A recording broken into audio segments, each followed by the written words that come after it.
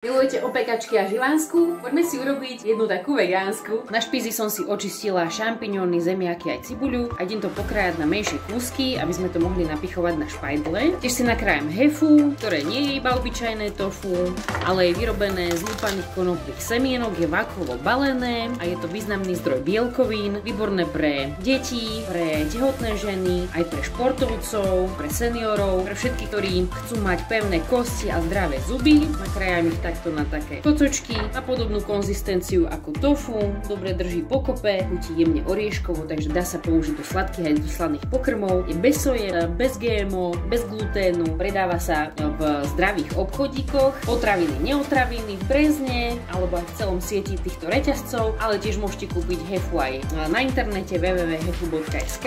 Tiež tam pridám bio údený tempeh, takto na také kocočky a ešte nakrájam kapiu, aby sme to mali krásne farebné. Takže ak máte radi živánsku, tak toto je niečo také podobné, ale oveľa zdravšia varianta. A budem postupovať veľmi jednoducho. Zoberiem si špajdľu, na ktorú napichnem šampiňón, zemiak, cibuľu, hefu, tempeh, kapiu a takto budem opakovať a vzniknú nám takéto krásne farebné špízy. Šampiňón, zemiak, hefu a tempeh patria do elementu zem, krásne nám vyživujú slezinu, žalúdok, pankreas, cibuľa patrí do elementu kov, ktorá nám posilňuje pľúca a hrubé črevo a kapia patrí do elementu oheň a nádherne nám vyživuje srdiečko. Takže takto to zopakujem 20 krát podľa toho, koľko sa nám tam popchá na ten špíz. Pri hefu postupujte opatrnejšie, pretože je troška krehkejšie a tam vám to pekne napichlo. Je plné vitamínov, minerálov pre správne fungovanie ľudského organizmu a je to slovenský výrobok, spoločnosť Gaia Hemp, Pezimka to vyrába. Takže kúpou tohto produktu podporujete aj slovenskú výrobu. Keď to mám hotové, založím si to na plech s papierom na pečenie. Misočke si urobím marinádu,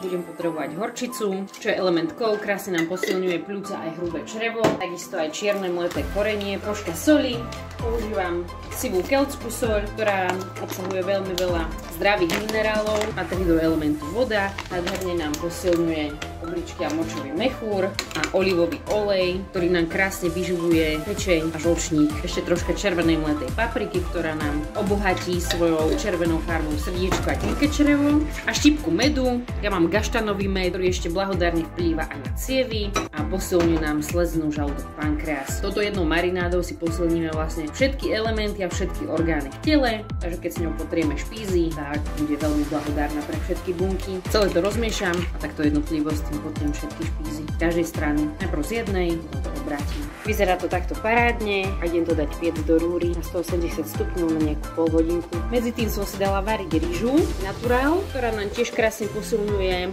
pľúca a hrubé črevo.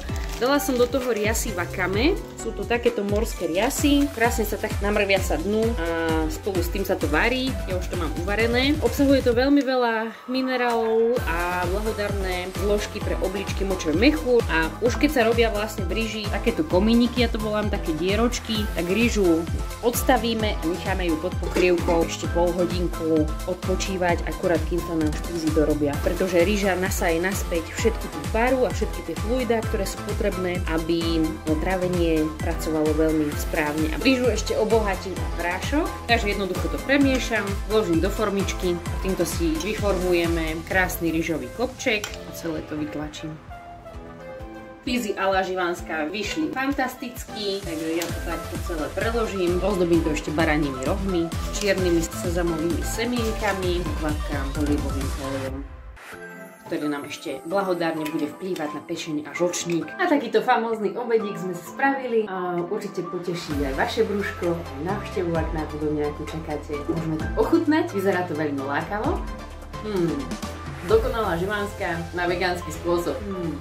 Pizza. Verím, že tento receptík vás potešil. Viacej sledujte na www.hefu.sk alebo Hefu na Facebooku alebo Lenka Slničková.sk. Majte krásny dníček. Ahoj!